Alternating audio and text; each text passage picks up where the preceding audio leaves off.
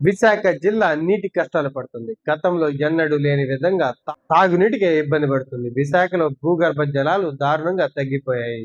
జలాశయాలను నీరు అడుగంటింది. Super El Niño ప్రభావంతో వర్షాలు ఎక్కడా లేవు. దాంతో వర్షాభావ పరిస్థితులు అంతటా ఏర్పడుతున్నాయి. ట్యాంకర్ నీరును వేలాది మంది సరిపెట్టుకోవాల్సిన పరిస్థితి ఏర్పడింది. ఇప్పుడు విశాఖలో డేటా సెంటర్లకు కూడా అనుమతి ఇస్తున్నారు. దాంతో రానున్న కారణంలో గడ్డు కాలమే అని పర్యావరణవేత్తలు ఒకవైపు గగ్గోలు పెడుతున్నారు. ఇవన్నీ పక్కన పెడితే విశాఖ గోదావరి నీరు తరలించే ప్రక్రియ ప్రభుత్వం వేగవంతం చేసింది. ఈ నెల 14న పోలవరం ఎడమ కాలువ నీటిని అనకాపల్లి దాకా తరలించే కార్యక్రమం జరగనుంది. అయితే దీని మీదనే వామపక్షాలతో పాటు ప్రజా సంఘాలు సందేహం వ్యక్తం చేస్తున్నాయి. తరిగి వచ్చే గోదావరి నీరు ఉమ్మడి విశాఖకు సాగునీటికి అందించాలని డిమాండ్ ఉంది.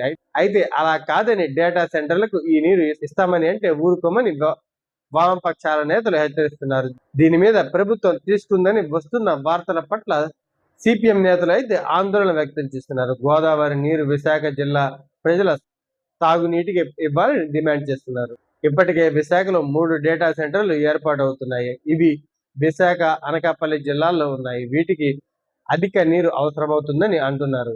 అందుకోసమని గోదావరి నీరు అన్న చర్చ సాగుతుంది. ఉమ్మడి విశాఖ ప్రజలకు మరీ ముఖ్యంగా విశాఖ నగరానికి తాగునీరు చాలా అవసరం. నీటి కోసం జనాలు ఇబ్బందులు పడుతున్న క్రమం ఉన్న నీటిని తెచ్చిన కార్పొరేట్ సంస్థలకు దారాదత్తం చేస్తామని అంటే ఊరుకోమని వామపక్షాల నాయకులు తీవ్రంగా హెచ్చరిస్తున్నారు.